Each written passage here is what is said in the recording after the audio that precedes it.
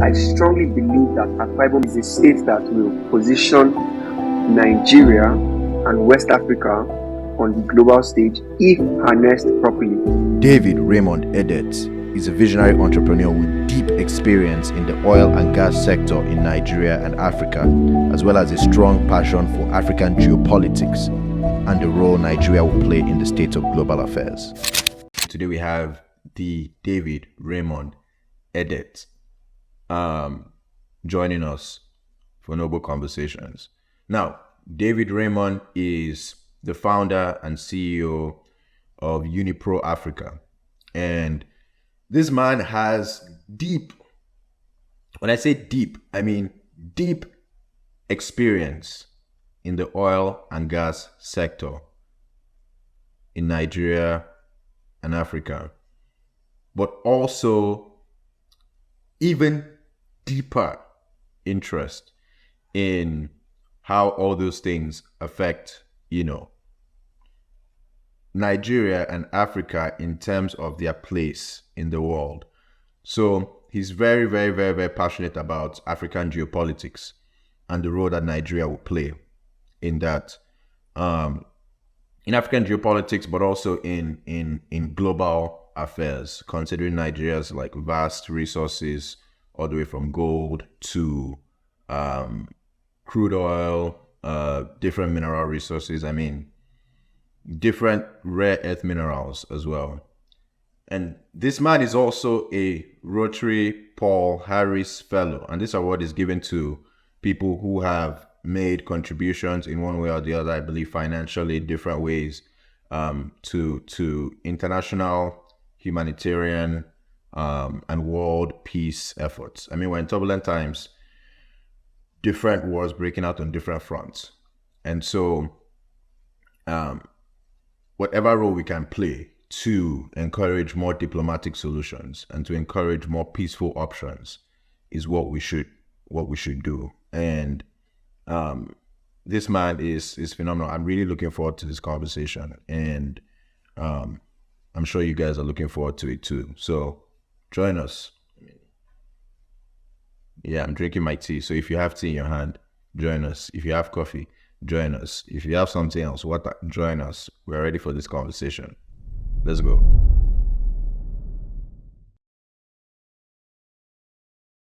So when I think of myself, right, I think of, okay, there's how other people view me and there's how I view myself. So for you, who is David Raymond Edet from your perspective?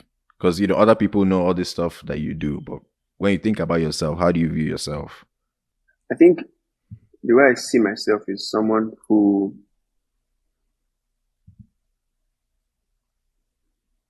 definitely someone who's going to change the world, right? Yeah. I believe I am very driven, and that's just my own personal perspective. I wake up in the morning, and I certainly believe that, today I'm definitely going to add value to someone somehow. And then if you look at the way value works, it compounds. So you start doing it in little bits, but by the time you spread it over 5, 10 years, 20 years, you realize when they say, oh, this person is a valuable person, it's not because of what you did yesterday or the day before that. It's like over time, you're proving yourself to be able to deliver on X, Y, Z.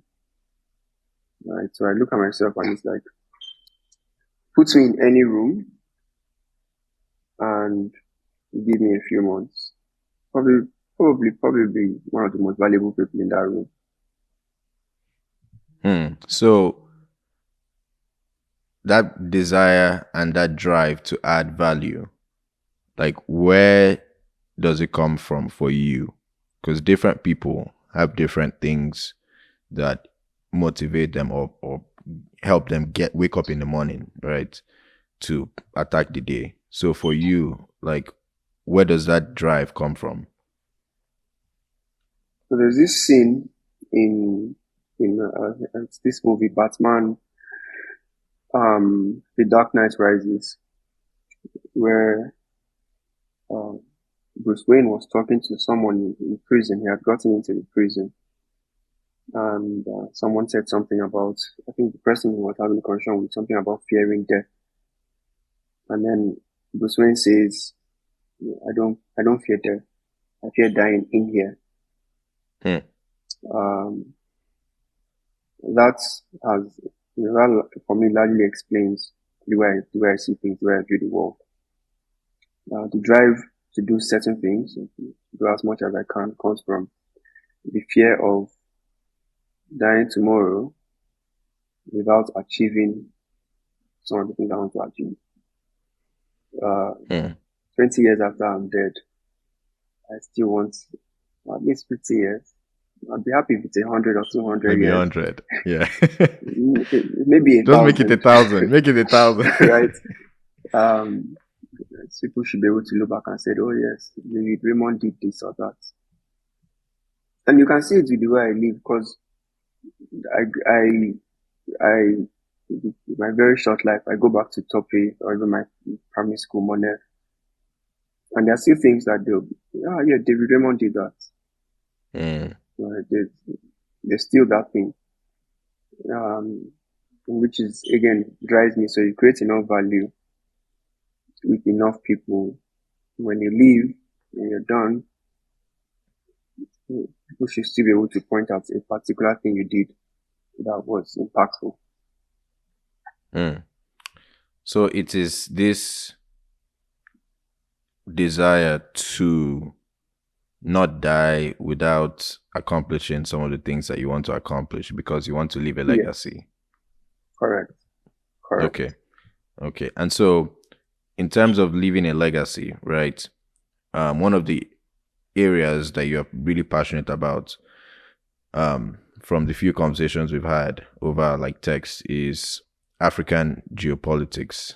And I'm curious, from your perspective, what is the current state of African geopolitics? Oh boy, that's a question is a lot to unpack, man. And we have time. at the risk of sounding like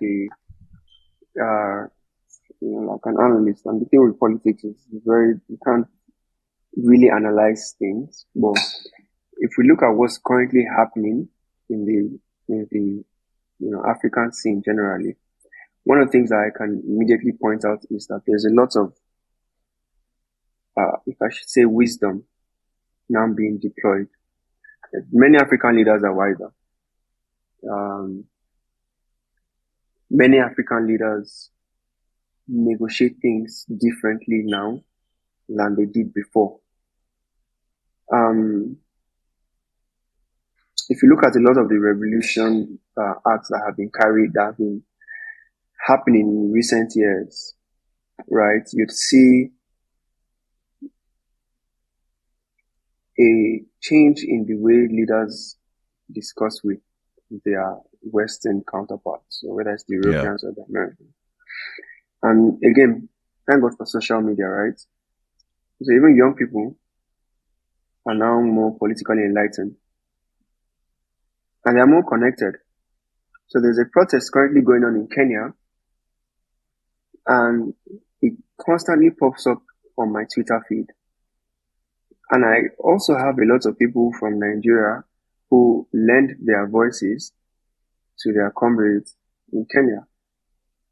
I think it was either earlier this year or last year, there was a protest in Ghana. Sometime earlier this year, there was a failed coup in, I think it's the Republic of Congo, right? And we have access to all of this information. So whether you're in Northern Africa, Sub-Saharan Africa, anywhere across the continent, you see there's a lot more connectivity. And that's shaping how people view politics. So we're seeing that the more different we are, the more alike we actually are. So the same issues that the Congolese are facing, the Nigerians are facing it, the Arab Africans are facing something similar. And, there's just this paradigm shift in the way people think, in the way people view the politics of the day, in the way leaders will act. because then you know that news travels faster. I think it's slow, but we are getting there. There's a little bit of shame coming back, right? There's a little bit Mm. of, you don't want to do this. If this goes to the social media, then, you know, the recent one that has been trending is "I'm a Bad Girl." I don't know if you've seen that one. It's No, I haven't. a Which one is female that? parliamentarian, I think in Kenya, a lady. I think she leads the female caucus there. And she she spoke recently, and she was basically saying, she should be a good example to the younger women who are coming into the parliamentary system. And she goes and says that there's no point being good. Being good will not get you anywhere. Look at me here, serving my, I think, fourth or sixth term. I'm a bad girl and I get things done. Yeah. And she's all the way in, I think, either Kenya or Southern Africa, but she's all the way in another region in Africa. And we're in the West, it's shaping the mindset of younger people. And you are realizing that, yes, for men, for example, it's nice to be a gentleman. But when you're getting into that political system, you have to be able to be a bad boy or a bad girl. Again, this isn't to talk about a country's electoral system. That's up to the sovereign nation. Yeah. But you have to do the work which you were chosen to do, which is to look after your people, security, economic stability, and all the other things that you're supposed to do. Do you think they will learn from it? Well, we can only hope. Again, what we think is, in this context, on whether we think they will learn or not, is a bit inconsequential because they'll do what they want to do either ways. So we can only hope that they learn from it. If you don't learn from it, well, history repeats itself. Yeah. Don't come crying to us. Yeah. A certain president did that, made a video. Again, well, we're sorry. We can't do much.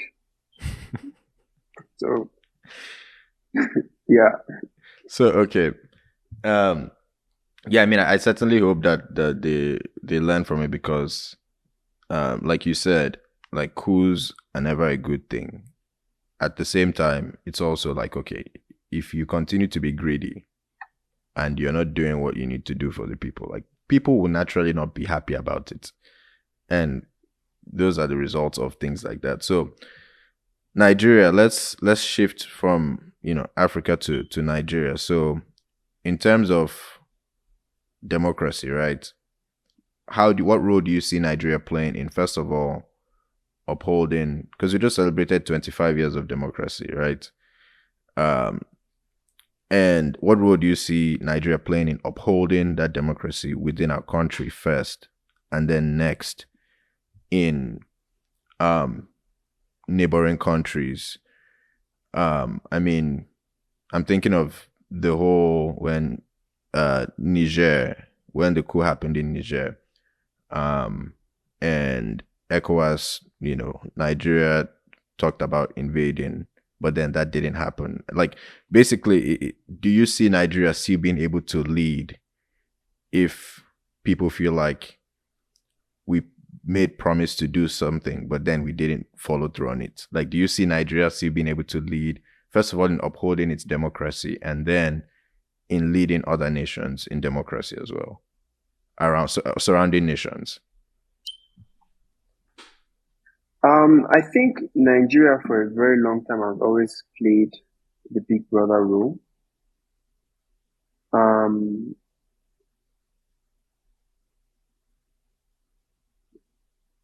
We have celebrated, like you've said, 25 years of democracy. And if we continue on that trajectory, look, we are one of the biggest economies in Africa. It keeps fluctuating. I don't know if we are 2 or 3 right now, but I think between Nigeria, Egypt, and South Africa. Mm-hmm.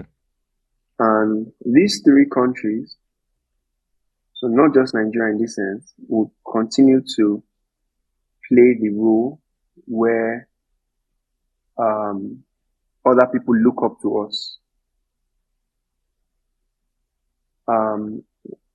So certainly, we have to be sure that we protect our democratic processes. We have to work very hard to ensure that the public perception of Nigeria's democracy is not, destroyed, if I should put it that way. Yeah. The world looks up to us. Every time we have an election, you have so many international observers coming in.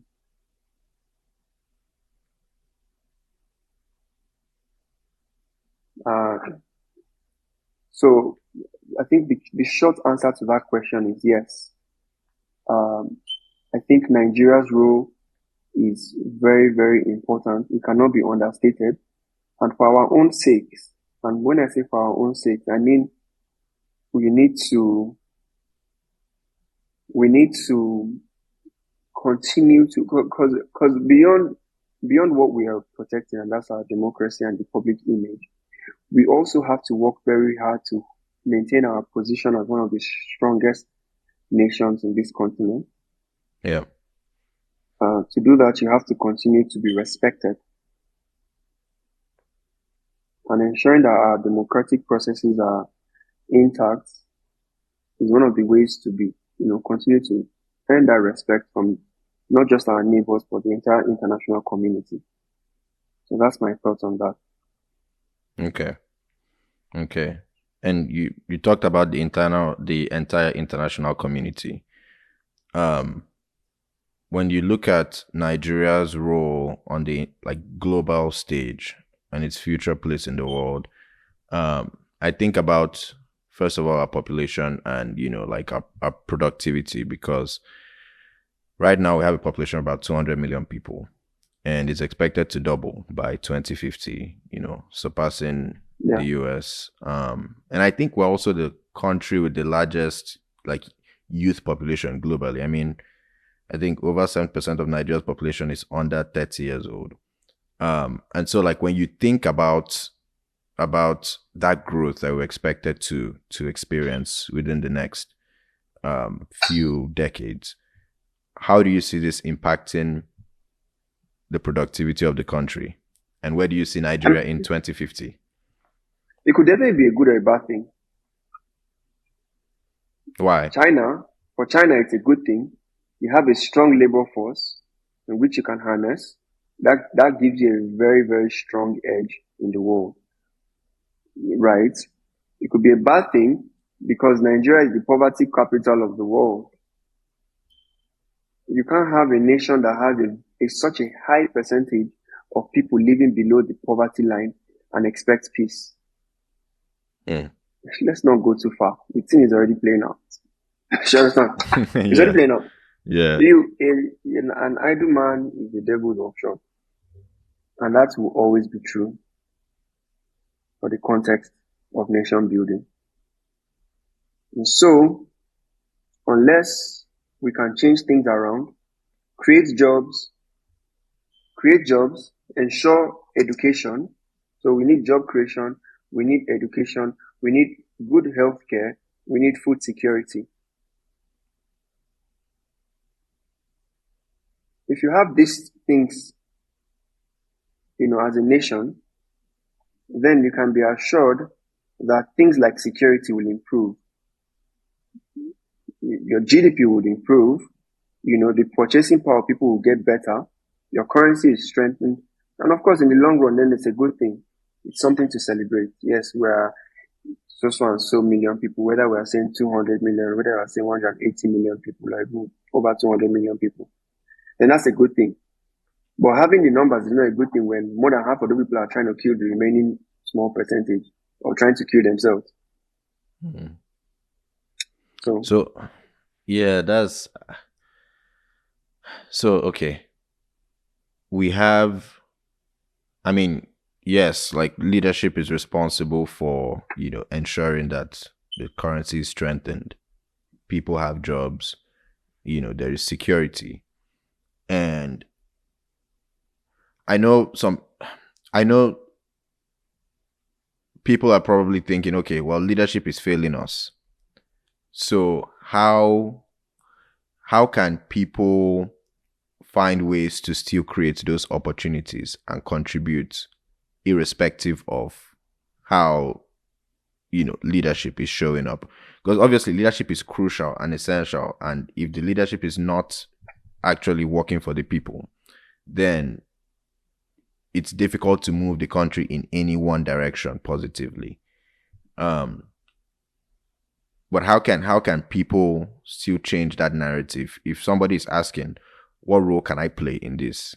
Like, let's say a 15, 20-year old person is asking, what role can I play? Like, how can they show up? No, but that's exactly where this thing called the Nigerian spirit comes into a positive perspective. We're already doing that as Nigerians. Nigerians, we don't complain too much. As a matter of fact, we adapt very well. One, we adapt very well within our nation, and two, we stand out when we go to other places. So you look at people globally that are doing very well, you'd always meet a Nigerian in one of those places, right? I like to use this football as an example right now for this thing, because I have a very good friend, Imam More, who says this thing on Twitter where he says a majority of the goals in football are scored by people of Nigerian descent. And it's very funny, it's interesting. He says every time someone scores a goal, like, go and check it. That person, most of the goals you see. But yeah, right, you see Nigerians doing very well. You hear Nigerian, this surgeon here, even holding political offices in other places. You see entrepreneurs. Our current minister, Minister Bosun Tijani, was doing exactly that, doing his own thing in CC Hub and in the tech space, even before he entered government. You see people, you go to communities that don't have roads, they create the road for themselves. That's why you have so many organizations here and there. So we found a way to actually take care of ourselves, even when we have issues with the government. And so I would say to a 15-year-old that look around you. There is a very high chance that you would see Nigerians doing things to better their society. Now, on the flip side of that, there are the bad eggs. So you can't always blame government for not doing things. I'm in Abuja, and most times I'll drive and I'll see people literally stop their cars on the road to do something. And I wonder, how are you thinking? That's such, you can't just think about yourself. Yeah. Or you see people litter. And I say, okay, then you blame the government. Even in this same Abuja, you give government contractors, you give them a contract, you pay them, and they don't execute. Okay, you're in the private sector and they give you this job and you've not executed it. And then citizens will come out and say, the government embezzled this fund. Well, no, the contractor did not do those funds and did not carry out those projects. I'll bring you back, I'll take you people back home to where I'm from, the local government.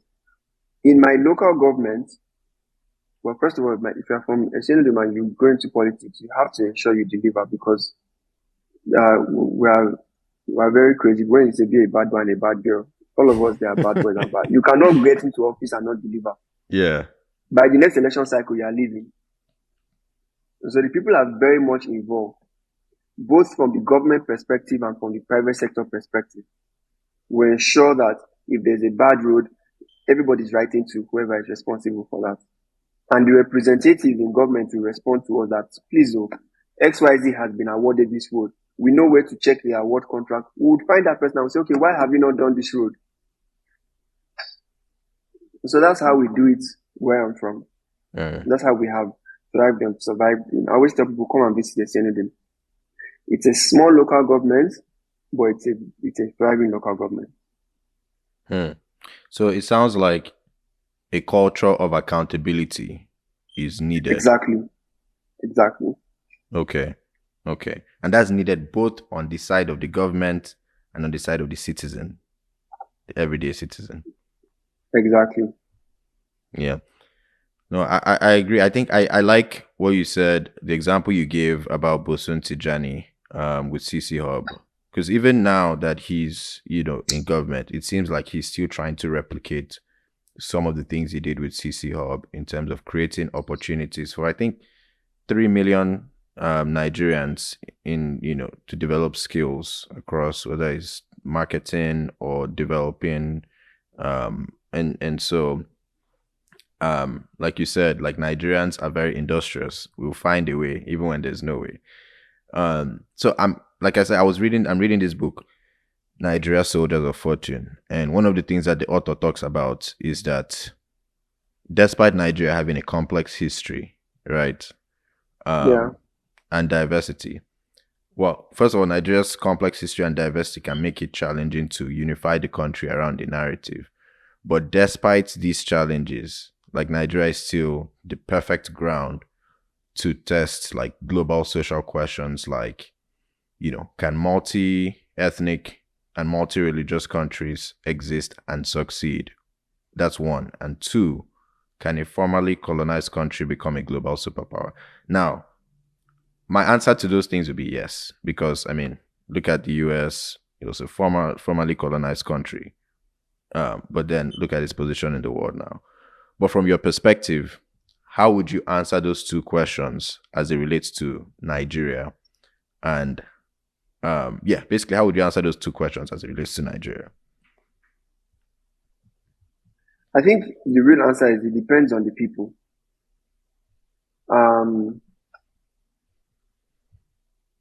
South Africa and Egypt have a pretty strong global presence.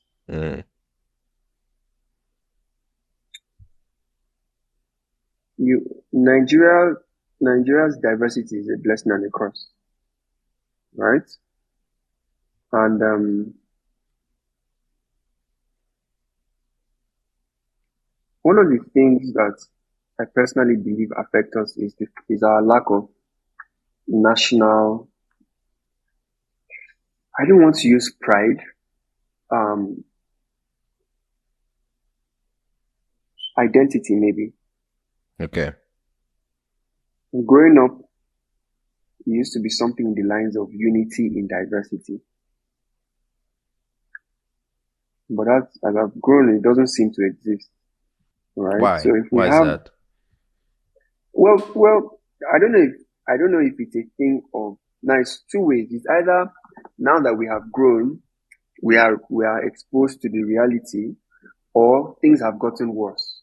Okay. But whatever it is, there is so much disunity now in the country. Even if you go online, even within our generation, if you go on X, you'd see people talking about the Yoruba man or the Igbo man.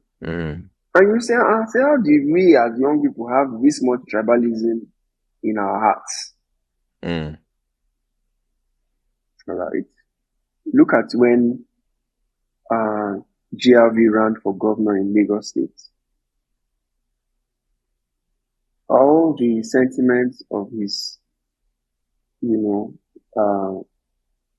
heritage, or where he was from, or where his great-great-grandfather's mother, or his mother's people, everything came out. And it was also young people that are pushing that narrative. Right?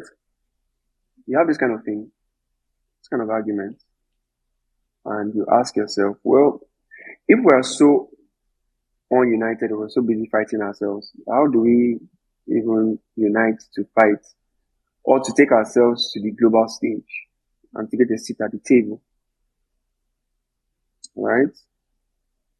So that's a huge challenge. So I think, again, it's a one answer to the two questions, right? It's like, if we can overcome our internal challenges, then we definitely can take ourselves much forward in terms of becoming a global power. But we have a long way to go in that regard.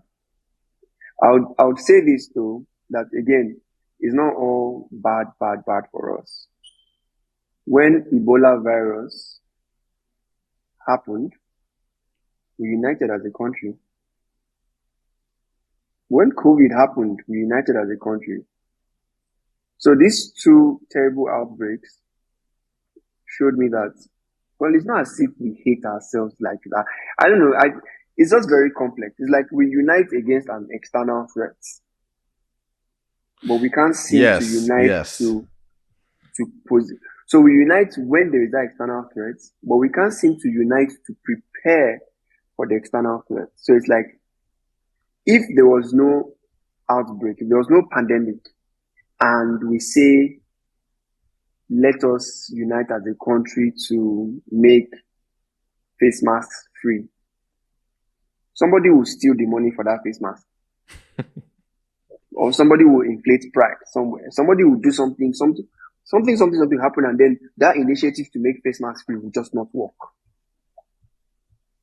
But if there is a pandemic, then everybody comes around, everybody lobbies. And of course, let's not get into the palliative thing during the pandemic where people stole money. But to a large extent, we would rally around ourselves to fight the external force.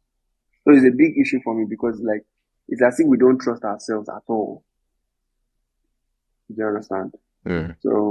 So we unite when there's an external threat, but then when there's nothing, we're like, okay, there's nothing that we're fighting together. Let's look for what to fight ourselves. Do you understand? Yeah. So that's the problem. That's the big issue.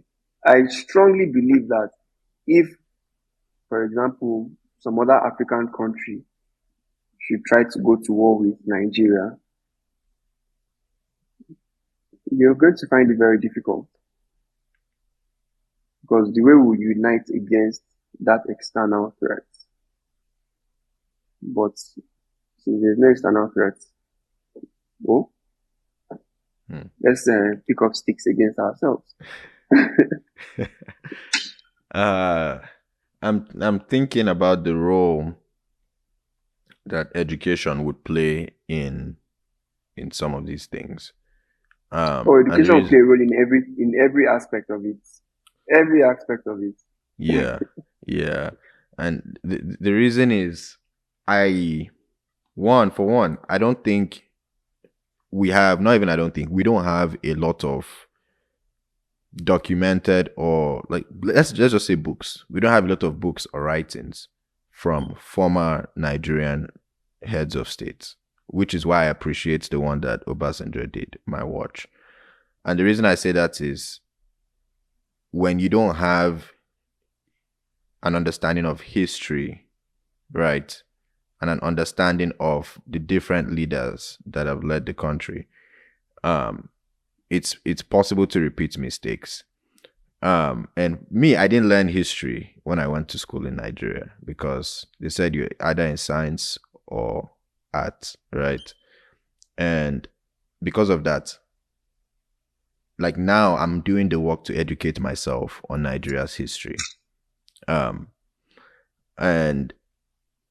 what role do you see people learning and understanding the country that they currently live in from the perspective of the past play in how they approach the future? Well, play in how they exist in the present now, and then how they approach the future. Because I also think that would play, I think that would also tackle that issue of identity that you mentioned. Because when we have this collective understanding of, this is who we are as a people now, and this is where we came from, it's easier to know, okay, this is where we are going. But what role do you see education playing in all of that?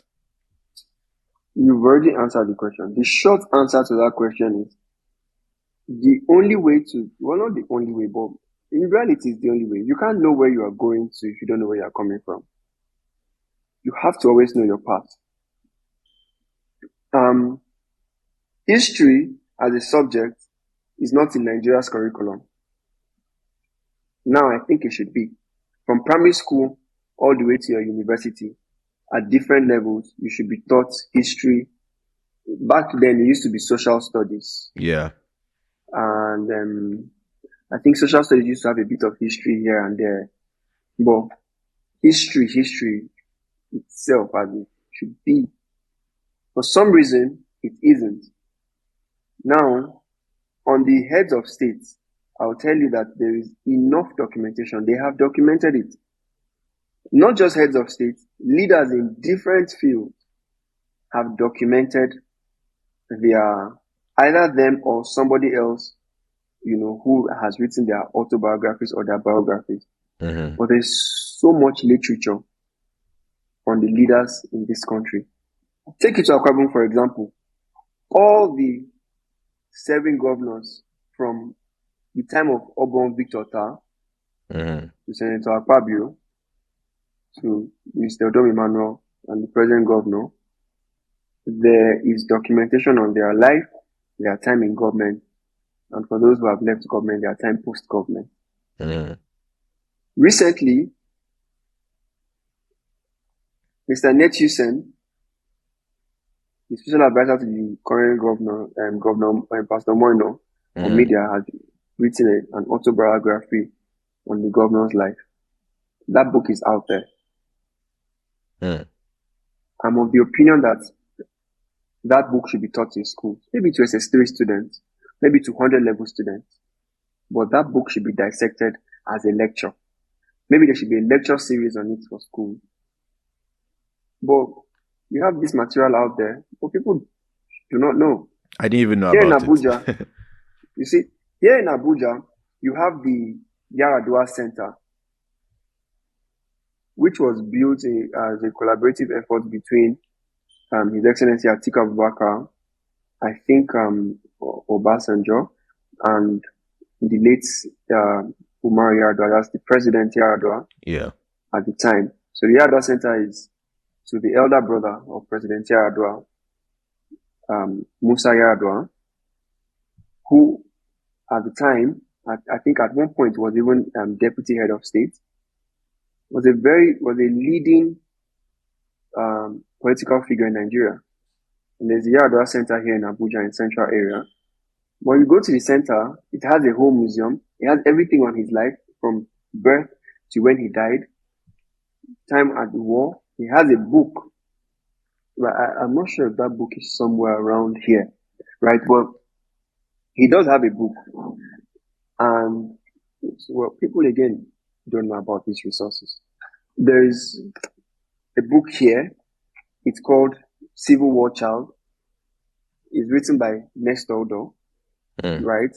It's on the history of the Nigerian Civil War from the perspective of an Estenodem child at the time. There's another book here. It says Leadership Secrets of Gospel Akpabio. It's an autobiography of Senator Gospel Akpabio, his time when he was in government.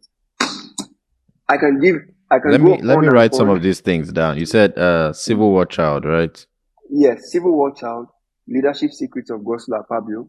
There is another book here that says Who Are the Ibibio, right?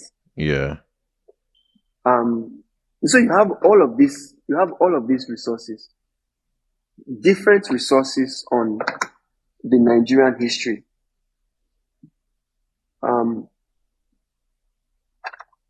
Very well documented. There is one here, and you can see this one. It says Nigerian Yearbook.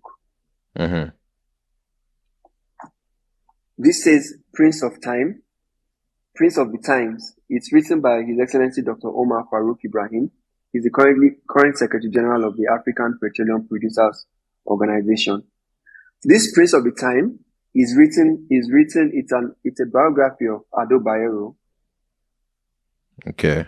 It's a brief history on the Emiral Authority in Kano State. Yeah, that would be especially relevant now. Good. You read this kind of thing, and it can give you a better understanding as to what is happening now, and you can judge better as opposed to what you hear from social media. And so you have these resources out there. They are there. They are present. And some people just don't know they exist.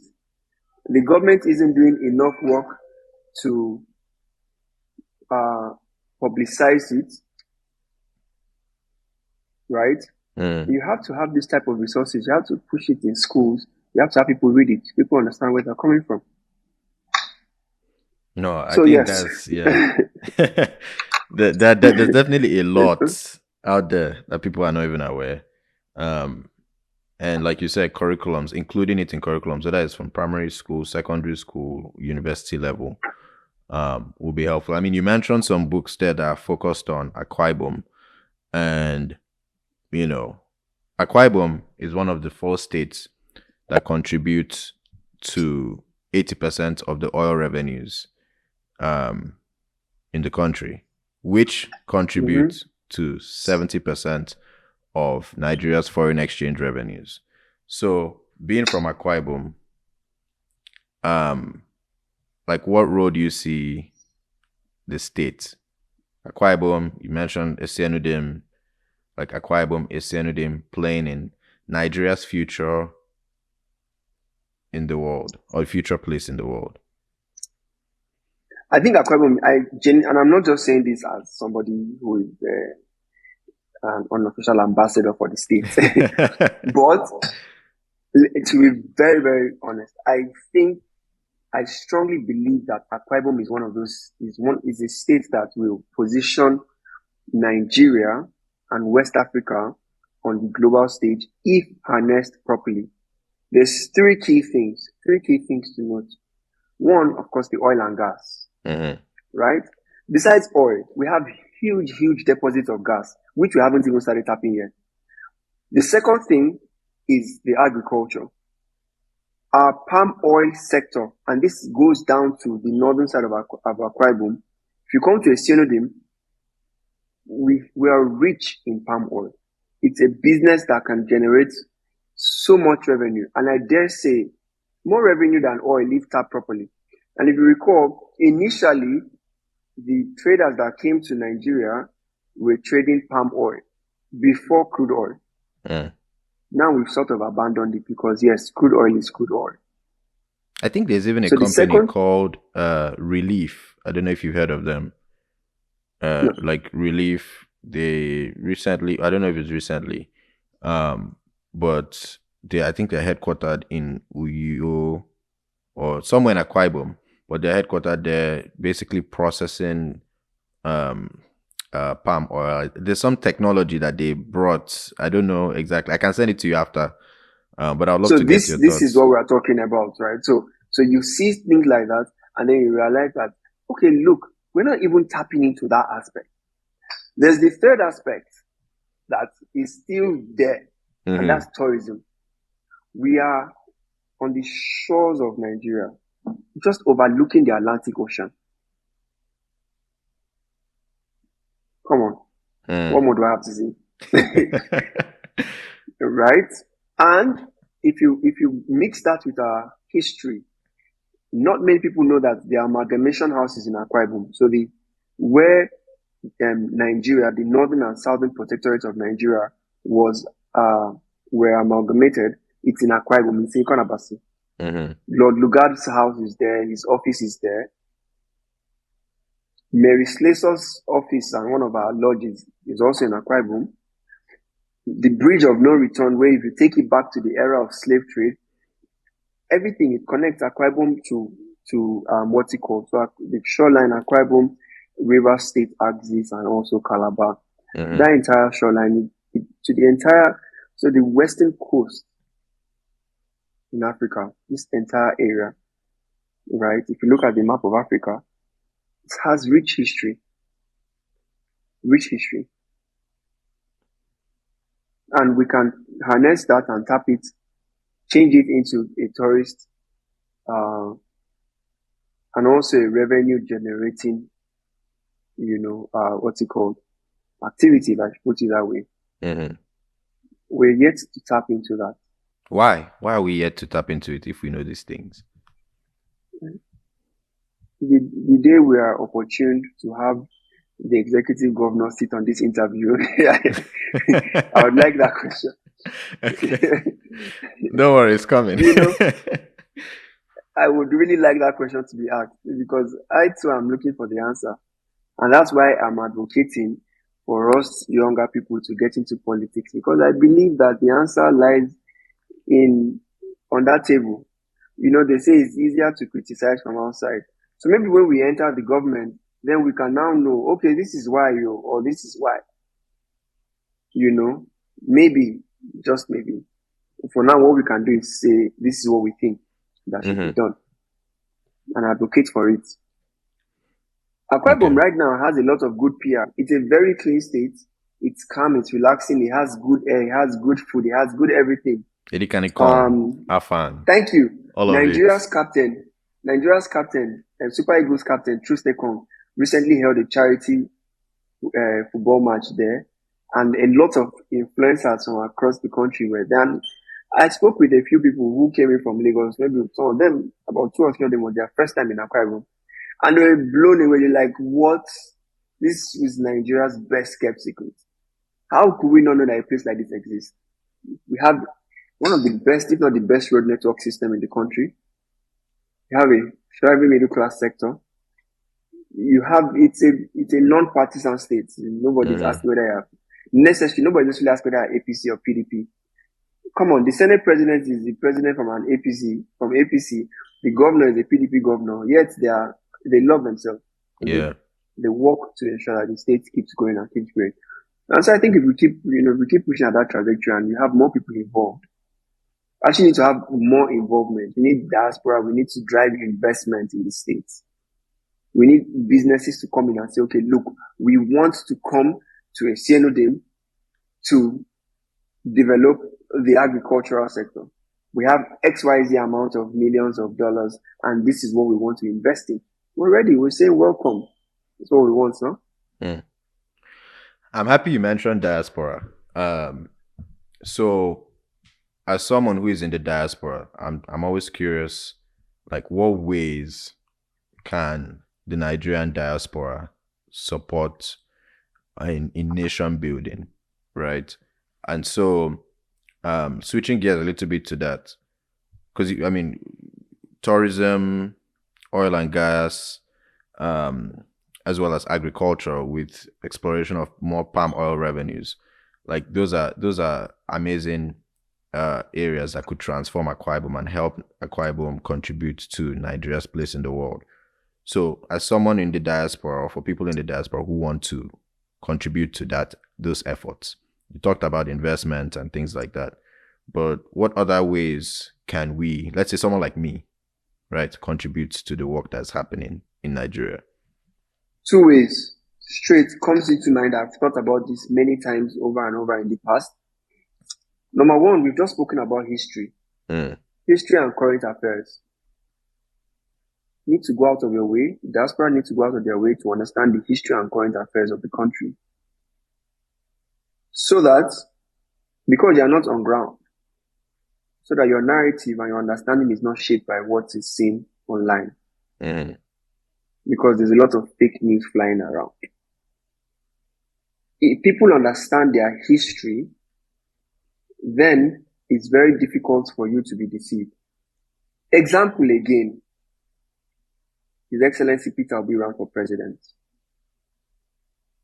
Before you choose to support a candidate, you should have your reasons why. Now, your reason for supporting a Peter Obi or a Tinubu or an Atiku should not be based off what you have read from another person. It should be based off your understanding of the candidate. To understand the candidate, you have to know, what did this person do when he was governor of Anambra State? Governor of Lagos State, what did he achieve? As vice president.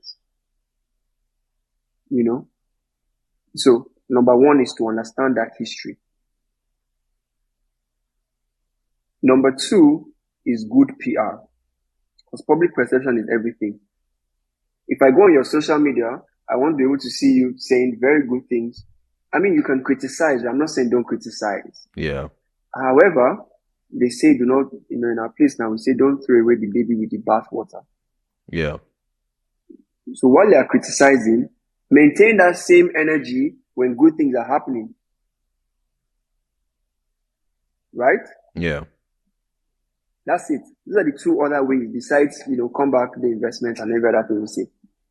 Do the research that needs to be done, and please give us good PR. You are the one that is directly liaising with people who have never been to Africa before. So in There are addition people to we are talking to that don't know how many, don't even know any country in Africa. So people we may talk that think Africa is a country. It's now your role, it's your civic responsibility to educate those people and say, well, this is why Akwa Ibom is a bloody good place to visit.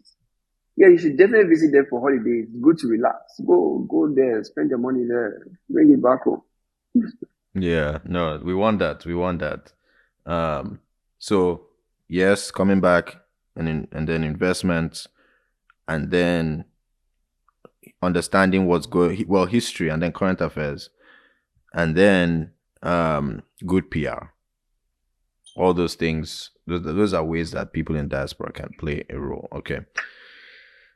My brother, I've really enjoyed. I think you're very well read, and so I really enjoy having conversations with people who have really done the work to read, learn, understand, and as you keeping up with what's going on, in order to better play a role in shaping the country. Where can our audience learn more about you and some of the work you're doing? Like, where can they find you? I think one of the places where I'm most active and most myself and honest is on Instagram. If you follow my Instagram at the David Edet, that's THE David Edet, and I'm also very responsive there. If you check my Twitter is at David Edet _, that's my X account, and on LinkedIn at David Raymond Edet. I'm active on all these platforms, but you'd see me more frequent on Instagram. Okay. That's where we talk about a lot of the activities we're doing. So yes. Okay. No, thank you. I really appreciate that. Thank you very much. This was It was great. a pleasure to. Yeah, I mean, I definitely enjoyed this conversation. Thank you. Honestly, thank you for hosting me. Thank you for having me. Like I say, I think it's also very important for us young people to have the platform and also create the platforms too for ourselves where we can shape our narrative, right? We can tell our own stories of where we're from, stories of our people. Again, thank God for social media, right? We can have more people watch these stories, more people than would even expect. And people actually understand that, okay, maybe what I heard here isn't, from this other place isn't exactly correct. This other person is giving a counter information. Let me go do my research. Yeah. Right. So I thank you very much for hosting me. I thank you for coming up with this initiative. I think it's an amazing initiative. Please keep it up. Man, I appreciate it. I'm looking forward, and we're definitely praying for it to grow and become bigger and bigger and bigger. One day you host the president and you ask the president these questions too. Yes, sir. Yes, sir. Yes, sir. So, definitely. Oh yeah, come. I want to tell you something. Come and say something. If you got value from that noble conversation, let us know in the comment section below and let us know what you liked. But don't stop there. Don't stop there. Share this video with someone else you think will also get value from this. Don't be selfish. Don't be selfish. Because if you share it with someone else you think will also get value, what that does is it helps us reach more people with the same value that you've received. That's one. Two, it also gives us more visibility to bring on more guests that you would enjoy listening to and getting insights from. And so, let's go. Come join us, comment, and share. Let's go.